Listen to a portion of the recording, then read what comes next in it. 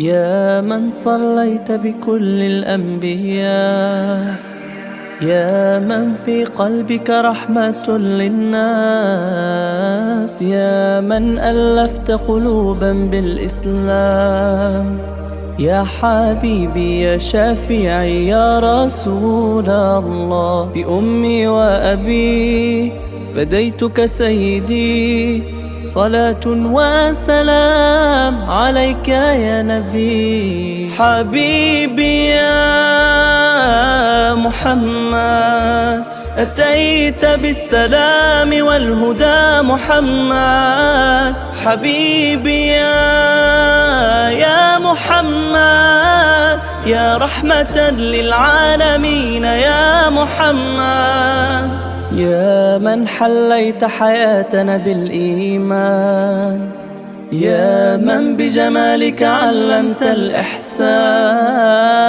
يا من نورت قلوبنا بالقرآن، يا حبيبي يا شافعي يا رسول الله، بأمي وأبي فديتك سيدي، صلاة وسلام عليك يا نبي. حبيبي يا محمد أتيت بالسلام والهدى محمد، حبيبي يا محمد يا رحمة للعالمين يا محمد.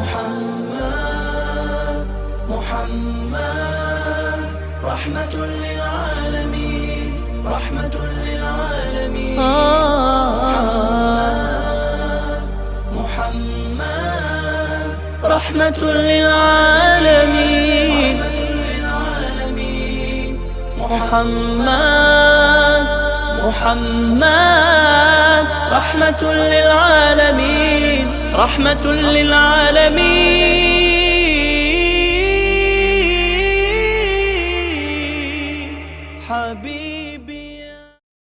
मेरा दिल बदल दे, मेरा दिल बदल दे, मेरा दिल बदल दे,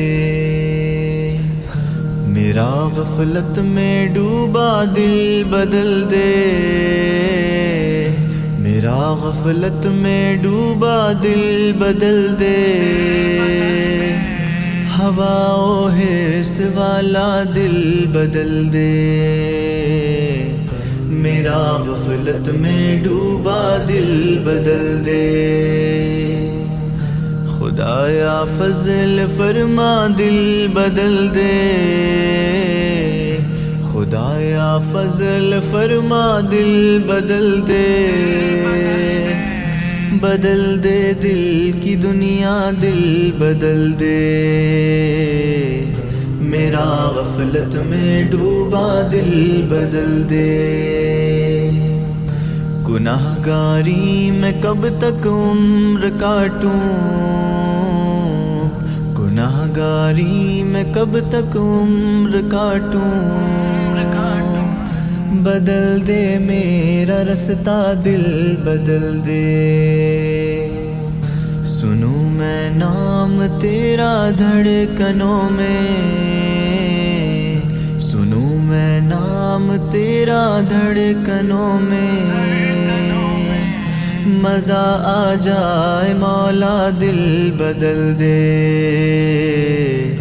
मेरा गफलत में डूबा दिल बदल दे, हटा लूं आँख अपनी माँ सिवा से, हटा लूं आँख अपनी माँ सिवा से, जियूं मैं और मेरे अजीज़ तलब तालिबान, हम लोगों को मालूम है कि हम लोग यहाँ किस मकसद के लिए आए हैं। आप लोगों ने बैनर में और हैंडबिल वगैरह में आप लोगों ने देखा होगा तो वहाँ पर इनाम का कुछ रकम दिया था। अगर हमारे दिलो दिमाग में और जहन में यह है कि हम पैसे हासिल करेंगे तो हमारा ये मकसद नाकाम और नामुराद होगा। असल मकसद जो हमारा था वो ये था कि हम प्यारे नबी सल्लल्लाहु अलैहि वसल्लम की सीरत मुबारका और आप सल्लल्लाहु अलैहि वसल्लम की ज़िंदगी के बारे में सीखें, जानें और उस पर अमल करें। हमारे बुज़ुर्गों का और हमारे बड़ों का ये मामूल रहा है कि जब भी किसी दीनी मजलिस, दीनी महफिल या इस्लामी प्रोग्राम का आगाज़ होता है तो वो तिलावत कलामुल्लाह से होता है। और तिलावत कलामुल्लाह ऐसा बाबरकत है कि उसके एक एक हर्फ पर 10 नेकियां मिलती हैं, सुनने वालों को भी नेकियां मिलती हैं, पढ़ने वाले को भी नेकियां मिलती हैं। वो कुरान जो अल्लाह का कलाम है, अल्लाह के नबी सल्लल्लाहु अलैहि वसल्लम पर नाजिल हुआ और महबूब फरिश्ते के ज़रिए नाजिल हुआ। और बारहा आप दीनी मजलिस में, दीनी प्रोग्रामों में जो तिलावत सुनते हैं, किसी आलिम, हाफिज़, मौलाना से सुनते हैं। अभी मैं आपके सामने तिलावत कलामुल्लाह के लिए जनाब मोहम्मद आतिफ अली साहब को, जो ब्राइट इंडिया के रुकन भी हैं और आलिया यूनिवर्सिटी में आप कुरान पर PhD कर रहे हैं, मैं उनसे दरख्वास्त करूँगा कि वह आएँ और तिलावत कलामुल्लाह करके सामईन के क़ुलूब को मुशफ़्फ़ा, मुनव्वर व मुजल्ला फरमाएँ।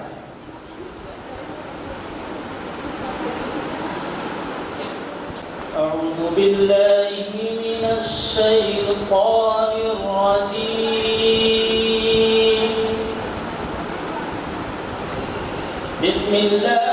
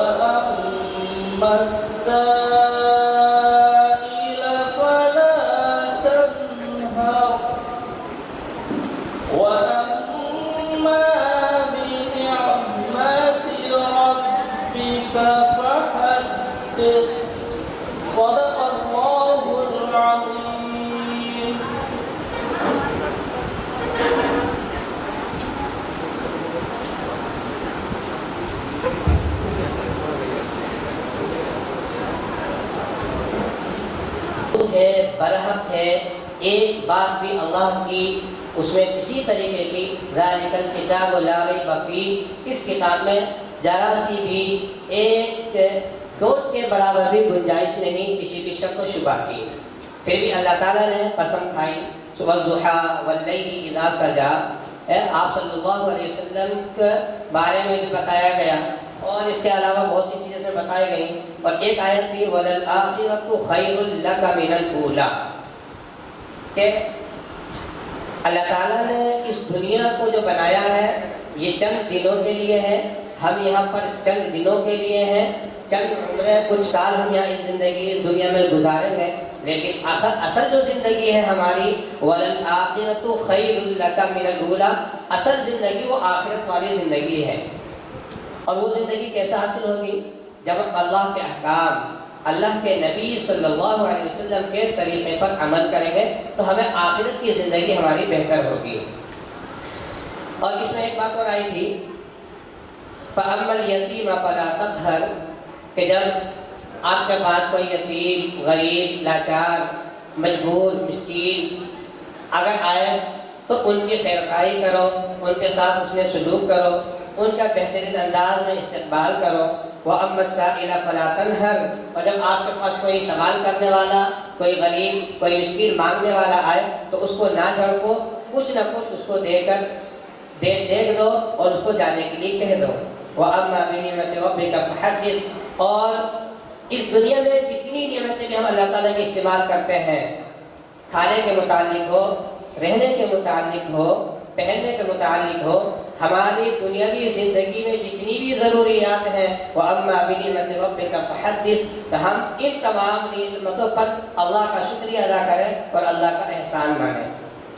तिलावत कलामुल्लाह के बाद और अल्लाह की ज़ात के बाद इस दुनिया में सबसे बड़ी बाबरकत और सबसे बेहतरीन जो ज़ात है अल्लाह के बाद, वो प्यारे हबीब सल्लल्लाहु अलैहि वसल्लम की ज़ात गिरामी है। आप सल्लल्लाहु अलैहि वसल्लम की शान में नात नबी गुनगुनाने के लिए और आप सल्लल्लाहु अलैहि वसल्लम की शान में चंद अशार पढ़ने के लिए जनाब हाफिज़ मोहम्मद मुईस साहब दामद बरकातुहुम को मैं दावत देता हूँ तो वह आए और आप सल्लल्लाहु अलैहि वसल्लम की नात में शान अक़दस पेश करें।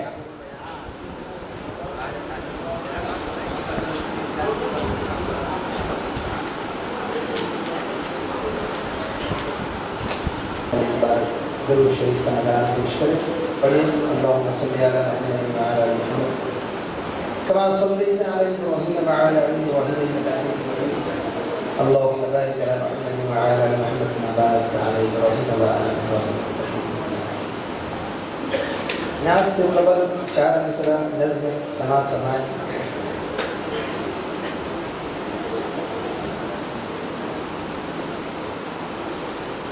बेनवा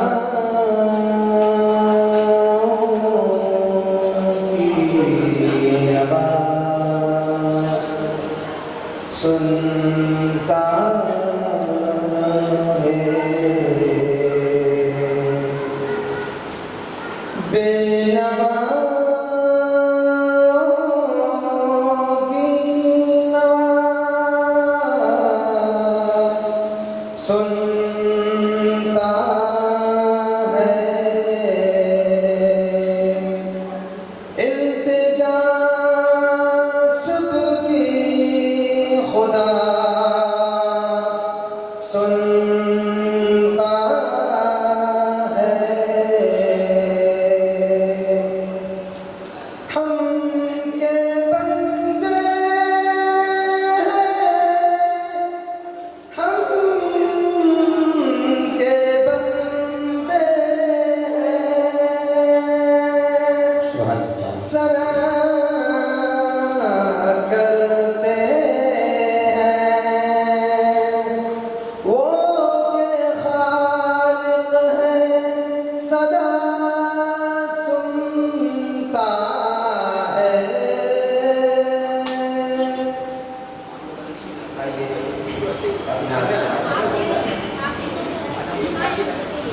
किसी मजलिस में जब नाते शहे आलम सुनाते हैं, किसी मजलिस में जब नाते शहे आलम सुनाते हैं, फ़ज़ाए रश करती है, फरिश्ते झूम जाते हैं, फ़ज़ाए रश करती है, फरिश्ते झूम जाते हैं। किसी मजलिस में जब नाते शहे आलम सुनाते हैं, किसी मजलिस में जब नाते शबे मेराज में खुतबे रसूल का मर्तबा देखो, शबे मेराज में खुतबे रसूल का मर्तबा देखो, जहाँ कोई नहीं पहुँचा, जहाँ कोई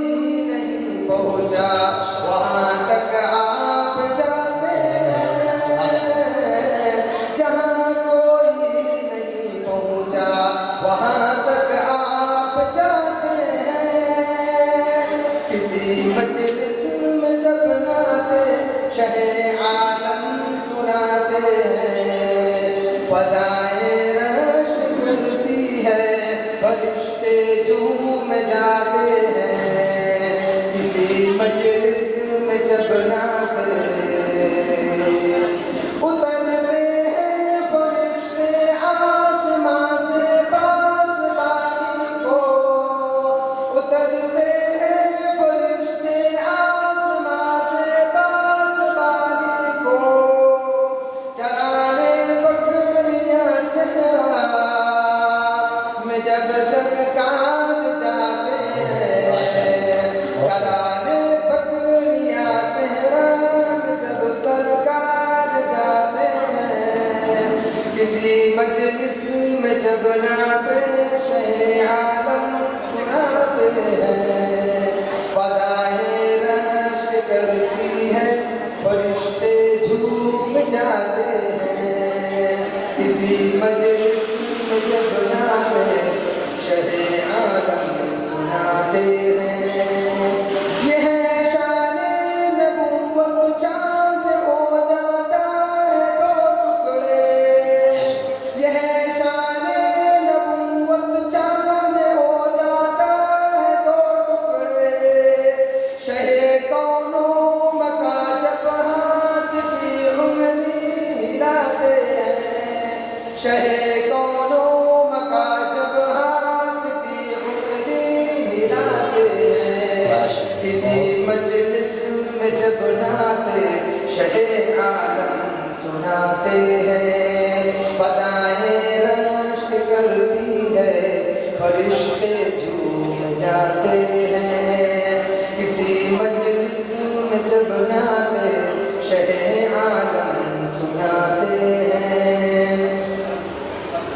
उबल पड़ता है चश्मा बन के बर्तन में जो पानी था, उबल पड़ता है चश्मा बन के बर्तन में जो पानी था, शहेदी उंगलियां जब हाथ की उसमें लगाते हैं, शहेदी उंगलियां जब हाथ की उसमें लगाते हैं, किसी मजलिस में जब नाते शहे आलम सुनाते हैं, फज़ाएं रश करती है, फरिश्ते झूम जाते हैं, किसी मजलिस में जब नाते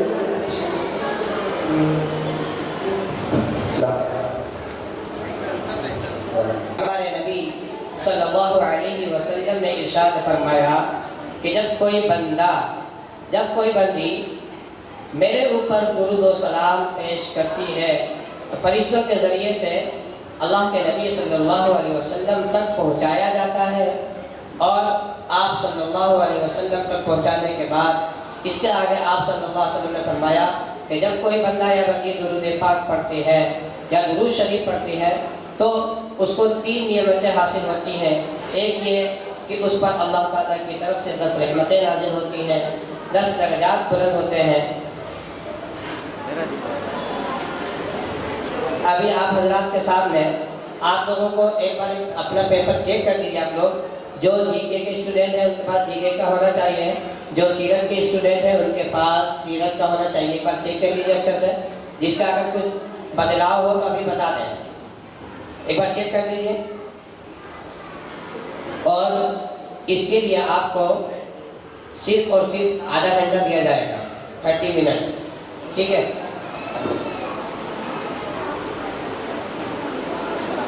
देख लिया आपने, ठीक है। ये क्विज कंपटीशन जो है इसके क्या रूल और रेगुलेशन रहेंगे, क्या इंस्ट्रक्शन रहेंगे, क्या उसूल और ज़वाबित और क़वानीन रहेंगे, किस तरीके से वो करना है, इंस्ट्रक्शन और उसूल और ज़वाबित आप लोगों के सामने पेश करने के लिए मैं जनाब मोहम्मद आकिब साहब को दावत देता हूँ कि वो आए और स्टूडेंट के सामने रूल और रेगुलेशन पेश करें। हाथ उठा करके जीके वाले और इस्लामिक क्विज वाले, ठीक हम लोग क्वेश्चन पेपर आप लोग को देंगे 2:30 पे, 2:30 पे आपको क्वेश्चन दिया जाएगा। और आपका जो 235 में आपको मिल जाएगा।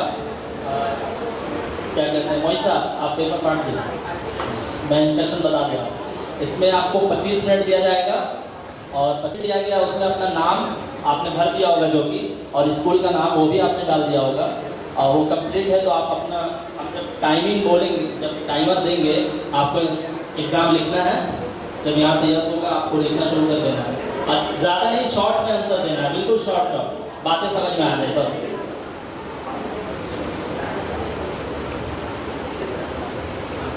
अब बिल्कुल घबराना। अरकान अरबा में कौन कौन से रुकन हैं? नमाज पढ़ने वाले को इमाम, पीछे पढ़ाने वाले को मुक्तदी, तो फिर जिसकी 1-2 रकात छूट गई हो उसे क्या कहते हैं? ज़कात देना साहिब निसाब के लिए ज़रूरी है, साहिब निसाब की वजाहत करें। नंबर 4। नंबर 5, ईद उल फित्र की नमाज वाजिब है, फर्ज है या सुन्नत है? नंबर 6, वो कौन सा कुरानी लफ्ज़ है जिससे वालिदैन के लिए इस्तेमाल करना मना है किया गया है अगर वो दोनों या एक बुढ़ापे को पहुँच जाए? नंबर 7, दुनिया की वो कौन सी मस्जिद है जिसमें महराब नहीं? नंबर 8, कुरान में हर नाखून वाले जानवर को हराम किया गया है, नाखून वाले से क्या मुराद है? नंबर 9, हज में अरफात के मैदान में वुकूफ यानी ठहरना फर्ज है या सुन्नत? नंबर 10 देखिए, कुरान में मक्का को किस नाम से याद किया गया है? नंबर 11, यसरब को किस शहर को कहते हैं? नंबर 12, किन 2 हदीस के इमाम को शेखैन कहते हैं? नंबर 13, जिन नमाज़ों में मुराद बुलंद आवाज़ से करते हैं उन्हीं कौन सी नमाज कहते हैं? उन्हें कौन सी नमाज कही जाती है जिसमें तिलावत बुलंद आवाज़ से की जाती है? नंबर 14, ईमान मुजमल क्या है? नंबर 15, मनासिक हज की इब्तिदा जुल्हिज्जा के किस तारीख से करते हैं? यानी हज की शुरुआत जुल्हिज्जा महीने की किस तारीख से होती है? रहमतुल लिल आलमीन का लुग़वी माने क्या है? यानी हमारा जो सीरत पे हो रहा है, हम आपसे वसल्लम को रहमतुल लिल आलमीन कहते हैं, उसके लुग़वी माने क्या है डिक्शनरी के हिसाब से? नंबर 17, हज़रत इब्राहीम को खलीलुल्लाह को किस नबी को कलीमुल्लाह कहते हैं? अगर हज़रत इब्राहीम को खलीलुल्लाह के लक़ब से पुकारा गया है तो हज़रत इब्राहीम को खलीलुल्लाह तो किस नबी को कलीमुल्लाह कहा जाता है? नंबर 18, इक़रा बिस्मि रब्बिकल लज़ी खलक़ खलक़ल इंसाना मिन अलक़ का तर्जुमा लिखें। इस्लाम के नंबर 19, इस्लाम के पहले मदरसे का नाम क्या है? नंबर 20, आने दो अगर वो खुलूस से आते हैं, आने दो अगर वो खुलूस से आते हैं तो बेहतर है, वरना इसी की तलवार से उसका सर कलम कर दिया जाएगा। ये जुमला किस सहाबी ने किस सहाबी के लिए कहा था? नंबर 21, नमाज कसूफ किस नमाज को कहते हैं? नंबर 22, किन वक्तों की नमाज में कसर नहीं होती? नंबर 23, रसूलुल्लाह के साथियों को सहाबा तो हज़रत ईसा अलैहिस्सलाम के साथ रहने वाले को क्या कहते हैं? नंबर 24, सहाबी रसूल हज़रत बिलाल मक्का के किस काफिर के गुलाम थे? नंबर 25, औस और हज़रत ये दोनों कबीले किस शहर में आबाद हैं? चाहे वो किसी भी मीडियम के बच्चे हों, जीके वाले भी अपना क्वेश्चन को इत्मीनान से पढ़ें, और बिल्कुल 25 मिनट है, 25 क्वेश्चन है, 1 मिनट में ये क्वेश्चन आराम से पढ़ते हुए करें। टाइमर शुरू है, मैंने कह दिया लिखने के लिए। किसी भी लैंग्वेज में आप लिख सकते हैं। आप बांग्ला में जिनको आता है वो बांग्ला भी लिखें, वो भी जस्टिफाई किया जाएगा, वी विल चेक। आप किसी भी लैंग्वेज में जब जुबान जवाब दे सकते हैं, लैंग्वेज का कोई बात नहीं है, कोई रिस्ट्रिक्शन नहीं है लैंग्वेज का, आप बस हमें समझा दें सवाल के जवाब।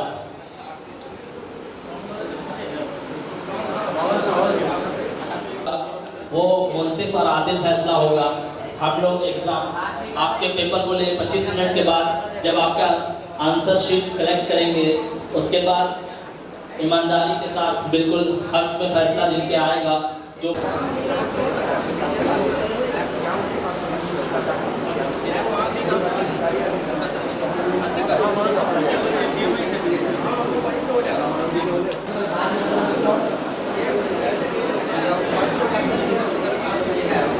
शॉर्ट में जितना शॉर्ट हो उतना शॉर्ट।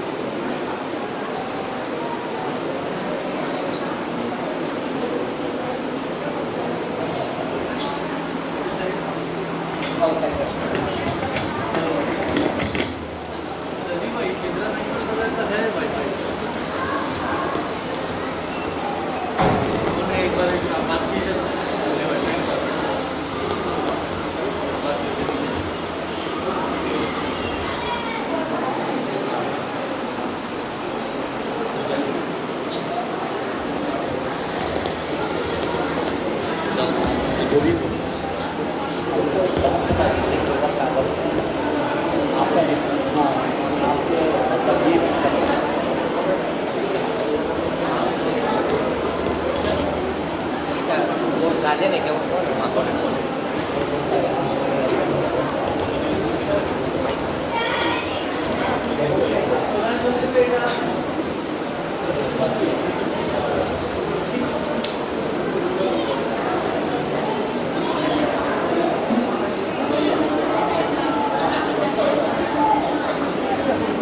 बता दीजिए थोड़ा सा क्वेश्चन बता दें, ठीक है? हाफिज मुईज़ साहब, जनाब हाफिज मुईज़ साहब और एहसान भाई से भी दरख्वास्त करूँगा कि अगर कोई जीके में कोई क्वेश्चन पूछे तो आप थोड़ा सा उसको गाइडलाइन कीजिए। हाफिज मुईज़ साहब आप भी थोड़ा गाइड कर दीजिए सीरत में। बोले कि जो आप उसमें वही करें, बोले बच्चों को आप बताएं जो आप करें। I don't know what will you do, it's your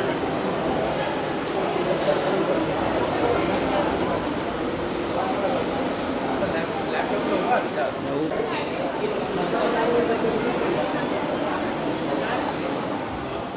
वो किस लिए किया जाता है?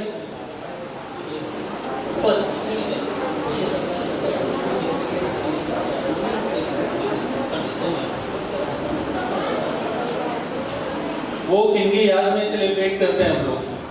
दूसरा क्वेश्चन है क्वीन एलिजाबेथ 96 की उम्र में डेथ हुआ था उनका।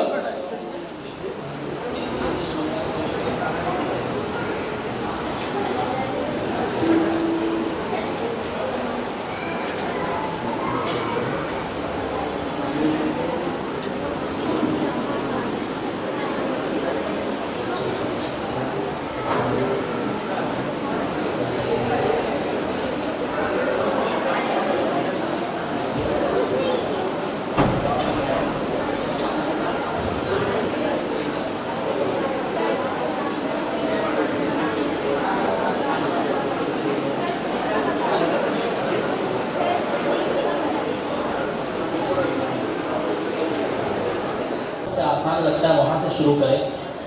किसी भी क्वेश्चन में अटकने की जरूरत नहीं है कि जो नहीं आ रहा बस वहीं पे रुक गए। आगे बढ़िए और दूसरे क्वेश्चन को पढ़िए, वो करिए। एग्जाम देने का सही तरीका ये है क्योंकि टाइम जो है वो 10 मिनट हो चुके हैं।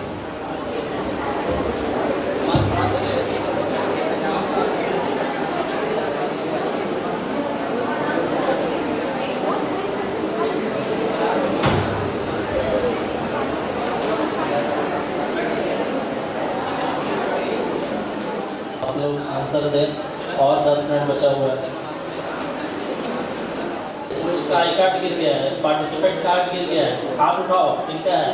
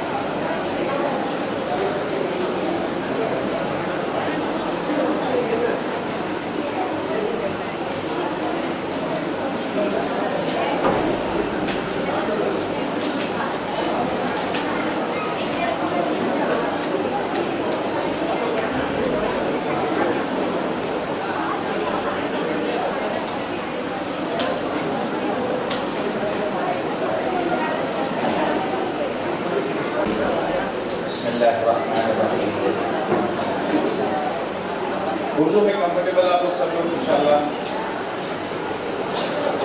या उर्दू इंग्लिश मिक्स करके बोलो, इसमें कंफर्टेबल है आप लोग बताइए। अच्छी बात है, ठीक है। तो आज का जो ये एक सेशन है छोटा सा 30 मिनट्स का सेशन है। ये मेरे तरफ से कोई स्पीच नहीं होने वाला है, ये एक इंटरैक्टिव सेशन है पेरेंट्स के साथ, बच्चों के साथ और हमारे साथ। आप बीच में आपको इंटरप्ट कर सकते हैं, रोक सकते हैं, पूछ सकते हैं। सो लेट्स स्टार्ट इंशाल्लाह। मैं आपसे एक सवाल पूछता हूँ, सारे पेरेंट्स बच्चे जितने भी हैं, जब हम लीडर कहते हैं, लीडर मतलब कायद, तो आपके दिमाग में क्या आता है? बताइए, अच्छे बताइए। लीडर हम जब कहते हैं, कौन सा नाम दिमाग में आता है आपके? आपके जहन में कौन सा नाम आता है? क्या आता है? बोलिए। एनीवन? आप लोग के दिमाग में क्या आता है जब हम लीडर बोलते हैं? लीडर किसी का नाम आता है दिमाग में? हमारे प्राइम मिनिस्टर का नाम आता है? आता है? क्यों नहीं आता है भाई? आना चाहिए। क्या प्रॉब्लम है? अच्छा, किससे चलिए, नहीं किसने कहा, किसका नाम आता है? किसी का तो आना चाहिए ना। आपके लोकल कोई लीडर होंगे, ममता बनर्जी का नाम आता है? आता है? ओके, ठीक है, ममता बनर्जी इज पॉपुलर है, ठीक है। तो लीडर बोलने से किसका नाम आता है आपके जहन में? जी जी, खालिद बिन वलीद, माशाल्लाह। ओके, खालिद बिन वलीद सहाबी रसूल हैं और रज़ी अल्लाह ताला अन्हु। अभी एग्जिस्टिंग जो लोग हैं, अगर हम लीडर कहते हैं, किसका नाम याद आता है? अरे कोई अम्मी क्यों नहीं बोल रहा है? अब्बू क्यों नहीं बोल रहा है? आपकी अम्मी लीडर नहीं है?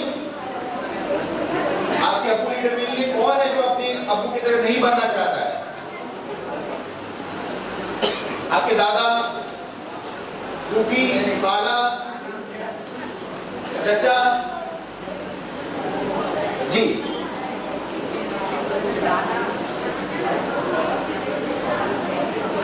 जी, अच्छा। उमर बिन खत्ताब सिस्टर ने कहा, जी, जो आज मैंने कहा जो आज अभी मौजूद हैं हमारे बीच, उनकी बात करेंगे। जब हम लीडर बोलते हैं तो सिर्फ पॉलिटिकल लीडर्स दिमाग में आने या फिर बड़े नाम, हमारे घर में लीडर्स हैं। तो आज हम एक कॉन्सेप्ट जो जिसको कहते हैं क्वाइट लीडरशिप, उसको डिस्कस करेंगे। What is quite leadership? Leader हमेशा वो नहीं होता है जो स्टेज पे खड़े होके स्पीच देता है या फिर कोई पॉलिटिकल रैली करता है या बहुत फेमस पर्सनालिटी होनी चाहिए, ऐसा नहीं है। क्वाइट लीडरशिप क्या होता है? हम एग्जांपल लेंगे एक सहाबी रसूल का, जिनका नाम था अबू बकर सिद्दीक रज़ी अल्लाह ताला। आप सबको वो हदीस मालूम होगा जिसमें नबी सल्लल्लाहु अलैहि वसल्लम एक बार फजर की नमाज के बाद सहाबा इकराम बैठे होते हैं। नबी सल्लल्लाहु अलैहि वसल्लम पूछते हैं कि आज आप लोगों में से सदका किसने किया? तो एक हाथ ऊपर जाता है। किसका हाथ था वो? किसका हाथ था? अबू बकर सिद्दीक रज़ी अल्लाह ताला। फिर नबी सल्लल्लाहु अलैहि वसल्लम पूछते हैं कि आज किसी मैयत को दफन करने के लिए कब्रिस्तान, मैयत को फॉलो करना, उसमें भी सवाब है। 2 अजर है, जनाजे का नमाज पढ़ना और तदफीन के लिए फॉलो करना कब्रिस्तान तक। वो किसने किया? तो फिर एक और फिर हाथ एक ऊपर जाता है। किसका हाथ था वो? जी, अबू बकर सिद्दीक रज़ी अल्लाह। देखिए, the kids are very smart, माशाल्लाह, बारक अल्लाह। चॉकलेट वगैरह तो होते थे तो अबू बकर सिद्दीक रज़ियल्लाहु अन्हु का हाथ ऊपर जाता है। फिर नबी सल्लल्लाहु अलैहि वसल्लम एक और कुछ नेकी का नाम बोलते हैं।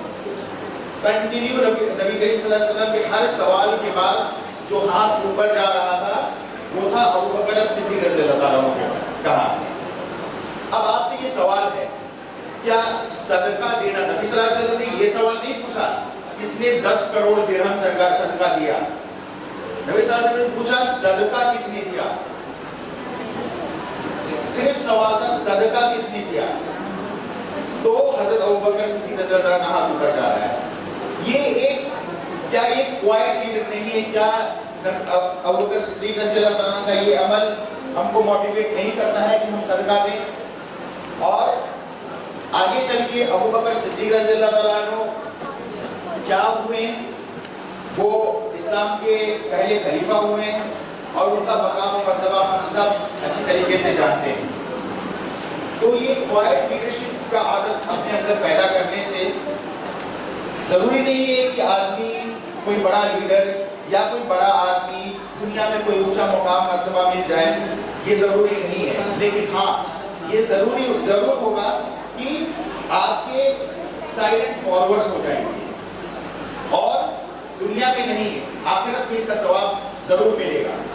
अगर आपको सदका देते हुए देख के 4 आदमी और सदका देने लगे, उनको देख के 4 आदमी और 16 आदमी और सदका देने लगे, ये एक ज्योमेट्रिक प्रोग्रेशन में बढ़ते जाएगा। ज्योमेट्रिक प्रोग्रेशन आप समझिए, वो एक मैथमेटिकल प्रोग्रेशन एनीवेज। तो इस तरह से जो सदका जो है ना, या फिर कोई भी नेकी अगर आपको देख के कोई करता है तो उसका सवाब आपको भी मिलता है, और जब तक करता रहेगा तब तक मिलता रहेगा। तो मैंने जो बात की, अपनी शुरुआत की थी, वो क्वाइट लीडरशिप के ऊपर की थी और आपसे पूछा था कि लीडर कौन है।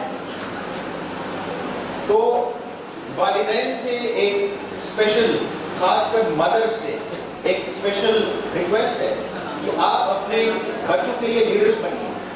आप ऐसे अमाल कीजिए और ऐसे अमाल से अपने बच्चों अपने आप को से दूर कीजिए जिससे बच्चे डिमोटिवेट होंगे या फिर वो कोई बुरी आदत सीख जाए, और अपने अंदर ऐसे आदत और ऐसी क्वालिटीज पैदा कीजिए जिससे बच्चे आपको लीडर मानने लगे। ये सिर्फ मैंने कहा माँ से शुरुआत करते हैं, जो हमारी मदर्स हैं उनसे शुरुआत। इसका मतलब नहीं कि हम फादर्स को ऐसे ही छोड़ देंगे। फादर्स, आपकी भी रिस्पॉन्सिबिलिटी है कि आप अपने बच्चों के लिए लीडर बनिए। एक ऐसी क्वालिटीज अपने अंदर पैदा कीजिए कि बच्चे देख के बोले हाँ, हमको अब्बू की तरह बनना है। मेरी अम्मी जैसा हमको जैसा खाना बना के खिलाई है, वैसा खाना बना के मुझे भी अपने बच्चों को खिलाना है। लड़कियों के अंदर और लड़कों के अंदर भी ये जज्बा पैदा हो। वो अपने फादर को बाहर जाके काम करते हुए देखते हैं और मेहनत मशक्कत करते हुए देखते हैं, उनके दिल में भी ये जज्बा पैदा हो कि जैसे अब्बू मेहनत करते हैं हम भी वैसे ही मेहनत करें। तो क्या ये लीडरशिप नहीं है? अगर अच्छाई को देख के कोई दूसरा अच्छा बन जाता है और फॉलो करता है, इसी का नाम है क्वाइट लीडरशिप। सब लीडर स्टेज पे खड़े होकर स्पीच नहीं देते हैं, तो हमने आज ये सीखा। अच्छा, क्वाइट लीडरशिप,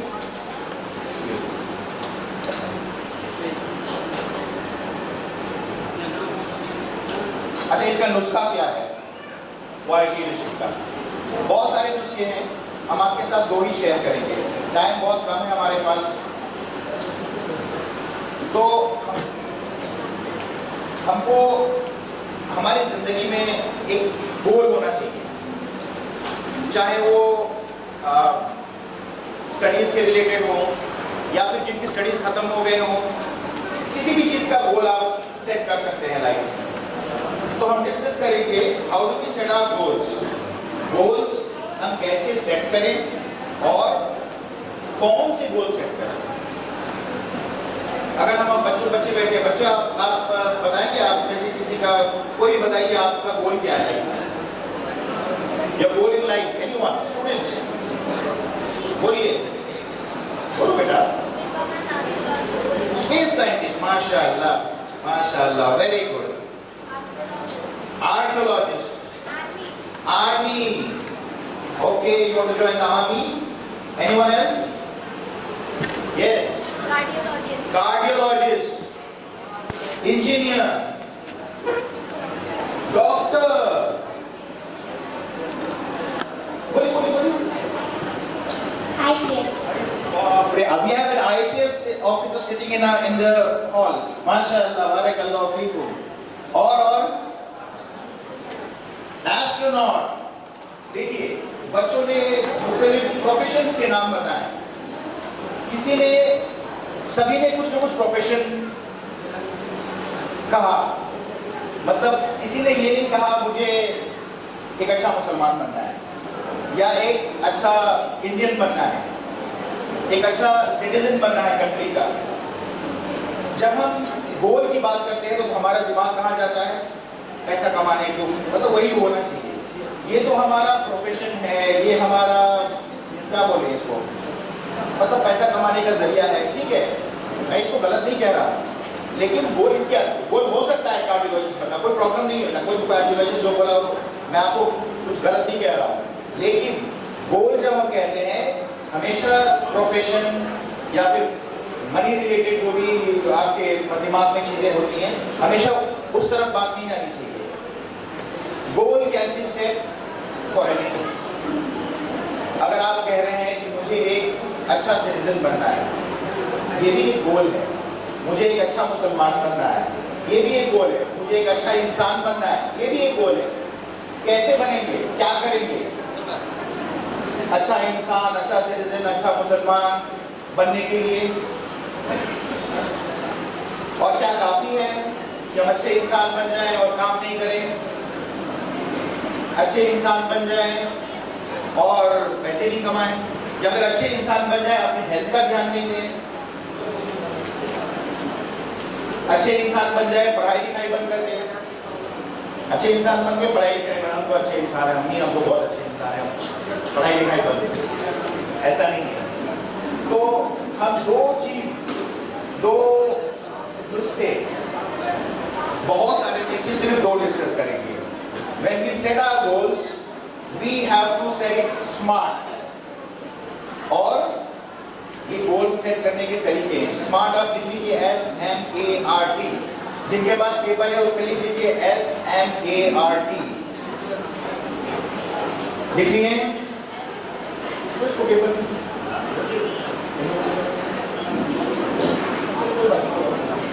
ठीक है, इट्स ओके.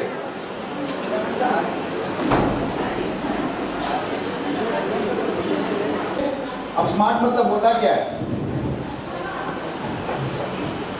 तो S के सामने लिखिए specific. S for specific. Specific. हाँ जी, उल्टा कर लिखिए ना यहाँ पे. अच्छा, यहाँ पे लिखिए स्पेसिफिक. स्पेसिफिक मतलब जब हम गोल सेट करते हैं तो गोल ऐसा नहीं होना चाहिए कि हाँ मुझे बहुत अच्छा इंसान बनना है, या फिर मुझे पढ़ाई बहुत अच्छा करना है. ये जो है ना स्टेटमेंट्स वेग है. तो हमारा गोल का जो स्टेटमेंट होना चाहिए बहुत ही स्पेसिफिक होना चाहिए. फॉर एग्जाम्पल, मुझे कुरान हिफ्ज करना है, या मुझे एक पारा हिफ्ज करना है. Okay, can we settle down? ठीक है.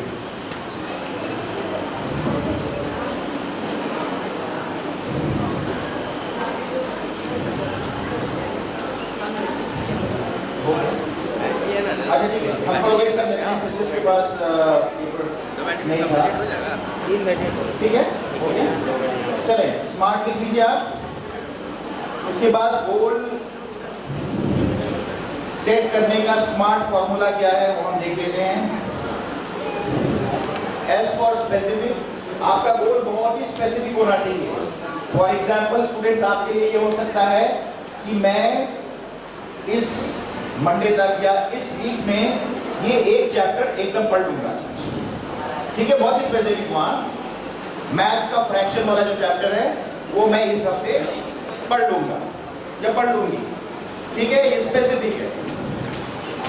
उसके बाद से क्या है, which letter do we have after S? M. Okay, it should be measurable. It should B measurable. Measurable मतलब कि मैं इतने सारे क्वेश्चन सॉल्व करूंगा, मैं इतना वक्त डेडिकेट करूंगा। वक्त के बारे में बात आएंगे अभी आप कि मैं एक चैप्टर मैथ्स का जिसका कि नाम फ्रैक्शन है, मैं इतने सारे उसके क्वेश्चंस सॉल्व करूंगा। ठीक है, next which letter do we have? A, S M A. A is attainable. Attainable मतलब क्या होता है?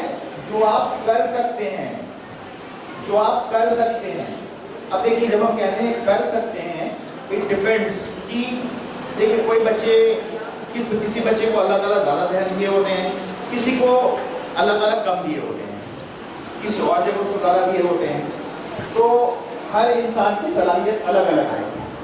तो जो 20 क्वेश्चन कर सकता है वो 20 करे, जो 10 कर सकता है वो 10 करे। अब किसी के अंदर सलाहियत है 5 करने की, वो गोल बना दिया मैं 50 करूंगा, तो ये नहीं हो सकता है। अगर कोई क्लास 10 का बच्चा बोले मैं ऑपरेशन थिएटर में जाके सर्जरी करूंगा, पॉसिबल है? नहीं है। तो ये अटेनेबल नहीं है। तो हमारे गोल्स अटेनेबल होने चाहिए। तो जब नेक्स्ट टाइम ये आप कहीं भी इम्प्लीमेंट कर सकते हो। मदर्स, जो हमारी मदर्स हैं, सिस्टर्स हैं, ये सब के लिए, सिर्फ स्टूडेंट्स के लिए नहीं है। मैं एग्जाम्पल इसलिए चैप्टर फ्रैक्शन ये सब इसलिए कह रहा हूँ, बच्चे यहाँ बैठे हुए हैं उनसे ये आपके मतलब आफ्टर स्टूडेंट लाइफ में भी इम्प्लीमेंट कर सकते हैं। जैसे कोई नई रेसिपी सीखनी है, मतलब आपको suppose you learn a new recipe, तो आप हाँ मैं अगले हफ्ते इस चीज़ की रेसिपी सीखूंगी। तो ये गोल आप पेरेंट्स अपने लिए भी कुछ सेट कर सकते हैं। अब आते हैं दूसरा लेटर क्या है? R. It should be realistic. Attainable जो है वो पर्सन टू पर्सन डिपेंड करता है, पर्सन टू पर्सन डिपेंड करता है। रियलिस्टिक गोल वो होता है जो जिसको अचीव किया जा सके। कोई क्लास 5 का बच्चा ये नहीं कह सकता मैं इंजीनियरिंग की प्रॉब्लम सॉल्व करूंगा या मैं इंजीनियरिंग का किताब लेके बैठ जाए पढ़ने के लिए। वो नहीं, रियलिस्टिक नहीं है, ऐसा नहीं होता है। मतलब बहुत अच्छा पढ़ाई करना है, मुझे अच्छा बनना है, एस्ट्रोनॉट बनना है, तो मुझे तो बहुत हाई फाई किताब पढ़नी होगी, तो मैं आज ही शुरू कर देता हूँ। तो ये नहीं होता है, स्टेप बाय स्टेप होता है। जब आप क्लास 10 में हैं, क्लास 8 में हैं, तो आप के लिए उस वक्त जो जरूरी है उस हिसाब से आपको गोल सेटिंग करनी है। रियलिस्टिक हो गया, तो आपने क्या क्या किया है? स्पेसिफिक। उसके बाद क्या है? मेजरेबल। मतलब क्या होता है? बोलिए। मतलब जिस चीज का मिकदार हो, एक चैप्टर 20 क्वेश्चंस 10 क्वेश्चंस मिकदार हो, अटेनेबल, तो हम कर सकते हैं, इतनी मेरी सलाहियत है। आर इज रियलिस्टिक, जो हो सके। अटेनेबल और आर में फर्क क्या है? Attainable person to person depend करता है, रियलिस्टिक होता है वो किसी के लिए रियलिस्टिक है ही नहीं। अब आप बोलेंगे हम ऐसे ही चल के चांद पे चले जाएंगे, नहीं जा सकते हैं, आपको चंद्रयान पे बैठना ही होगा। अभी चंद्रयान उतना डेवलप नहीं हुआ है कि ह्यूमंस को ले जा सके। एनीवे, ठीक है। तो लास्ट लेटर बचा, कौन सा लेटर बचा है? T. T is time bound.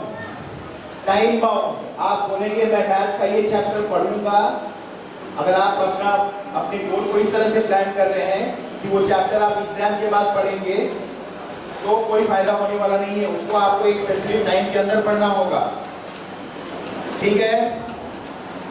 एक स्पेसिफिक टाइम के अंदर पढ़ना होगा। तो ये हो गया स्मार्ट गोल सेटिंग। लेकिन अब एक दूसरा बड़ा प्रॉब्लम हमारे सामने आ गया। वो प्रॉब्लम क्या है? हमने तो सीख लिया कि गोल्स को सेट कैसे करते हैं, स्मार्ट वे में गोल सेट करते हैं, हमारे गोल स्मार्ट होने चाहिए। लेकिन हम गोल्स किस चीज में सेट करें? सिर्फ पढ़ाई में? सिर्फ पढ़ना लिखना है और कुछ नहीं है? सिर्फ पढ़ाई करना है? क्या करना है? सिर्फ पढ़ाई होनी चाहिए? बताइए, खाना भी तो खाते हैं ना। सोते भी हैं, घूमते फिरते भी हैं, हजारों चीज करते हैं। अब ये नहीं कह सकते कि पढ़ाई ही इम्पोर्टेंट है, नहीं, सोना भी इम्पोर्टेंट है। नहीं सोएंगे तो आप थके थके से रहेंगे, पढ़ाई में कॉन्सेंट्रेट नहीं कर सकते हैं, खाना नहीं खाएंगे कमजोर हो जाएंगे। तो गोल्स किस चीज में सेट करते हैं, तो इसको बहुत ब्रॉडली क्लासीफाई, बहुत इसका ब्रॉड एरियाज है, तो उसको हम कॉन्साइज वे में आपको समझने के लिए आसानी हो, इसलिए उसको हम लिखते हैं फिशेस। मछली होती है, मछली, मछली का प्लूरल क्या है? फिशेस। अब फिशेस लिखिए, अब आप पेज पे फिशेस लिखिए, FISHES लिख लिए, मछली। ओके, तो हम जो गोल सेट करते हैं वो इन एरियाज में सेट करें। अब यहां हम वो डिफाइन करेंगे। F is your family, family ये स्टूडेंट्स के लिए भी है, वालिदैन के लिए भी है, this is for everybody. Family में हमको अपने फैमिली को निगलेक्ट नहीं करना है पढ़ाई लिखाई के चक्कर में। पढ़ रहे हैं, अपनी बोली बेटा एक गिलास पानी दो, नहीं अम्मी हम पढ़ रहे हैं। वालिदैन का हुक्म मानना अल्लाह ताला फर्ज नहीं है, पढ़ाई नफिल है, पढ़ाई करना नफिल है, अम्मी का बात मानना फर्ज है, अब्बू का बात मानना फर्ज है। तो ये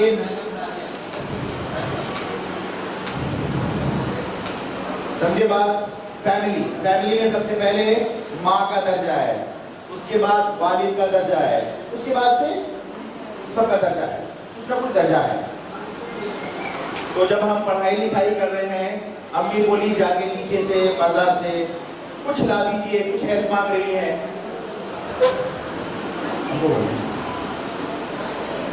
तो ये नहीं कहना है अम्मी हम पढ़ाई कर रहे हैं, ये आपका गोल सेटिंग के खिलाफ है। आपका जो प्लानिंग कर रहे हैं ये सब आप उसमें कंसीडर करके रखिए कि अम्मी हमको कुछ बोलने वाली है। अपने टाइम को, शेड्यूल को ऐसा पैक मत करिए कि आप कुछ कर ही नहीं पाए। तो इस बात को कंसीडर करना है, फैमिली इज इम्पोर्टेंट। और पेरेंट्स के लिए आए तो फादर्स के लिए कमाई में और दुकानदारी में, जॉब में इतना ज़्यादा नहीं इन्वॉल्व हो जाना है कि फैमिली को ही नेगलेक्ट कर दिया। फैमिली गोल सेटिंग्स जो हमारी होनी चाहिए वो जिन एरियाज में होने चाहिए, family is an important part of it. Mother's mobile में कुछ देख रही हैं, सीख रही हैं, सुन रही हैं, उसमें भी फैमिलीज को नेगलेक्ट नहीं करना है, फैमिली इज इम्पॉर्टेंट। उसके बाद से which letter do we have? I is intellectual. Intellectual मतलब होता है हमारे intellectual मतलब होता है हमारी अपनी what do we say? I mean we'll take a 5 minutes break for a while.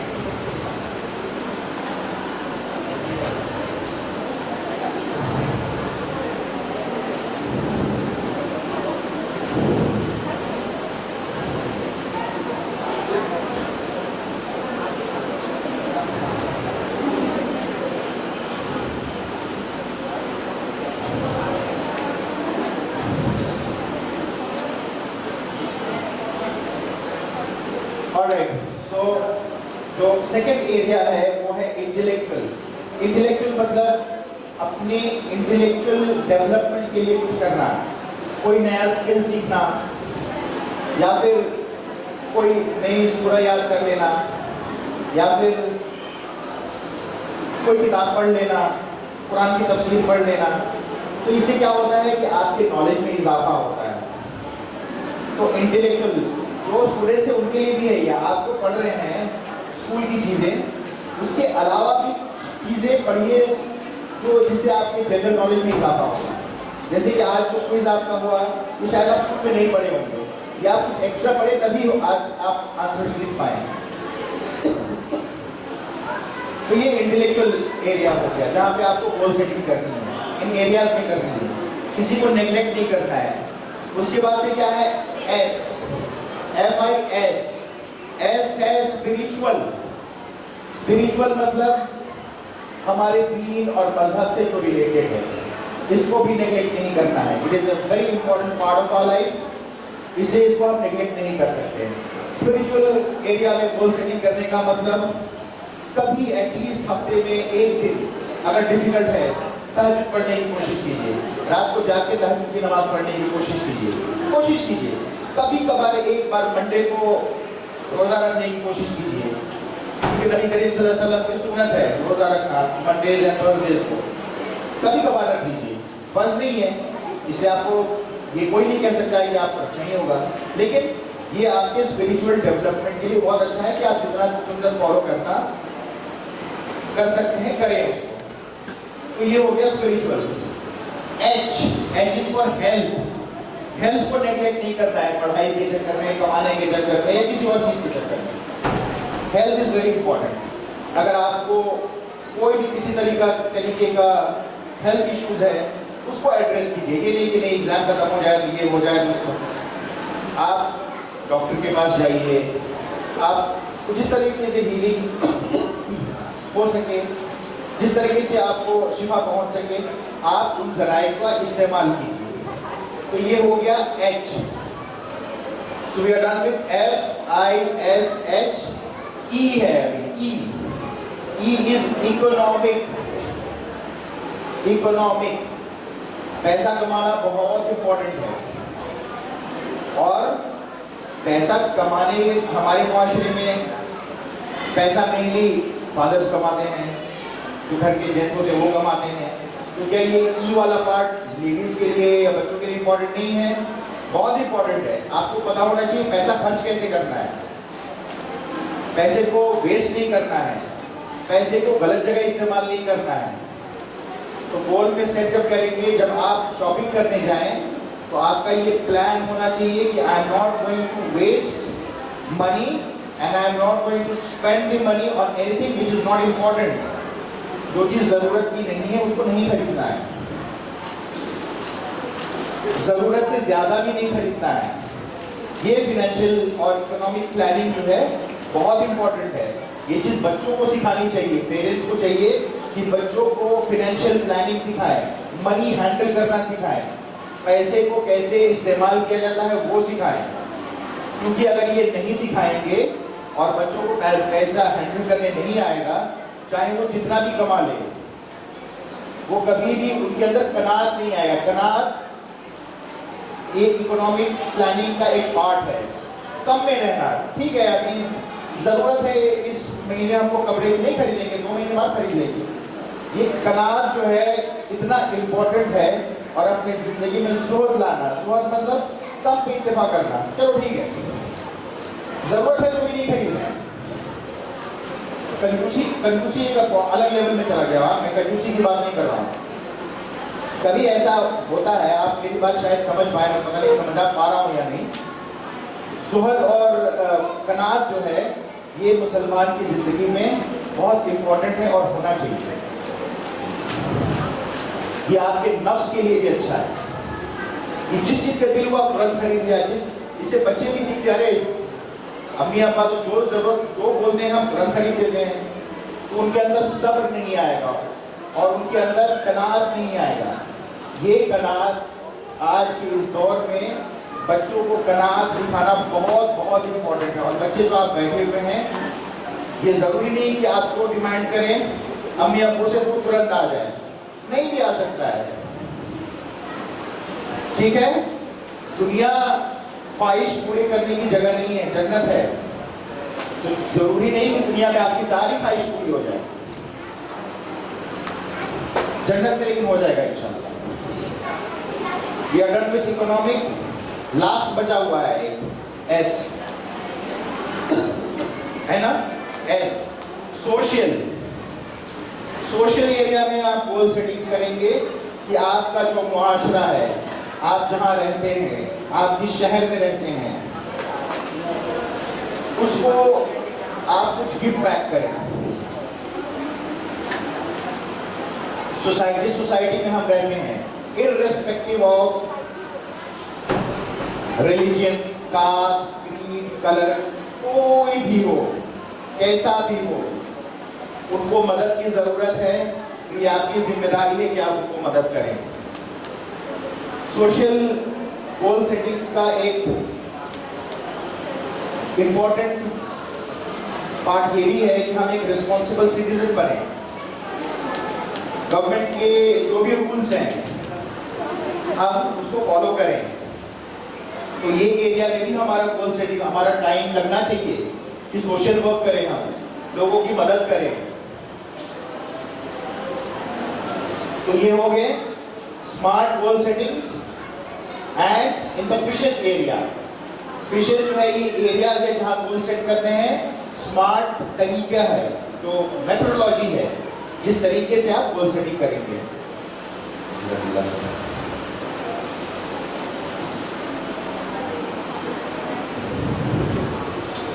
Okay, तो हो गया स्मार्ट और फिशेस। इसमें कोई सवाल है आपको? है किसी को? कुछ भी नहीं है? चलिए, तो गोल्स हम तो सेट करते हैं और फिर क्या हम सबको सब कुछ करना चाहिए? क्या सब लोग सब कुछ कर सकते हैं? क्या सबकी सलाहियत एक बराबर है? क्या सब एक जैसे हैं? नहीं है। किसी को कुछ करने आता है, किसी को कुछ और करने आता है। अल्लाह ताला ने किसी को किसी से नवाजा है, किसी दूसरे को समथिंग एल्स। तो हमको ये पता होना चाहिए कि मेरे अंदर सलाहियत क्या है, हम कितने पानी में हैं। कभी कभी हमको कुछ पता नहीं होता है कि हम क्या कर सकते हैं, और कभी कभी ऐसा लगता है कि जो हम कर सकते हैं वो हम कर नहीं रहे हैं, और जो हम कर रहे हैं वो हम कर ही नहीं सकते हैं। ये खासकर करियर जो हम चूज करते हैं उस वक्त की कंफ्यूजन बहुत होता है। तो एक हम छोटा सा टूल देखेंगे जिससे हम अपने आप को एसेस कर सकते हैं। आप अपने पेज पे, जो आपको पेज दिया गया है, पेज नहीं मिला बेटा? अच्छा, जिनको पेज नहीं मिला है तो ये बड़ी बच्चियां इनको पेज मिलेंगे, इसको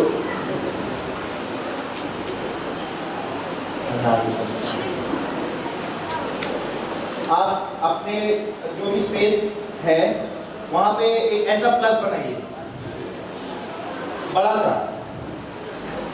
प्लस। 4 क्वाड्रेंट बनाइए, 4 क्वाड्रेंट।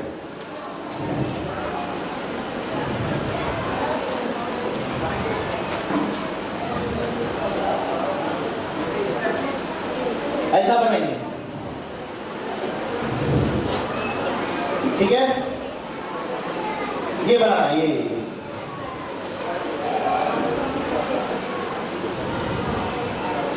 Okay, very good. अब ये पहले वाले क्वाड्रेंट में लिखिए एस, एस, एस लिखिए। उसके बगल वाले में, बाजू वाले में डब्ल्यू, एस डब्ल्यू। हाँ, वेरी गुड। हाँ, ओके। उसके बाद से थर्ड वाले में ओ लिखिए, लास्ट वाले में टी लिखिए। डन।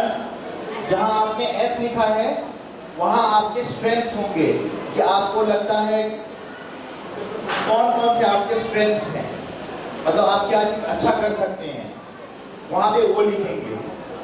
डब्ल्यू जहां है वहां पे अपने वीकनेसेस लिखेंगे कि मैं मैथ्स में बहुत कमजोर हूं, या फिर मुझे हिस्ट्री अच्छा नहीं लगता है। ओके, अब आते हैं ओ में, अपॉर्चुनिटीज। अपॉर्चुनिटीज ये खासकर बच्चों के लिए है जो करियर का डिसीजन लेना चाहते हैं। अपॉर्चुनिटीज मतलब क्या क्या अपॉर्चुनिटीज आपको नजर आता है, आपको लगता है आप उसको हासिल कर सकते हैं। और लास्ट वाला जो है टी थ्रेट, मतलब किस चीज से आपको डर लगता है।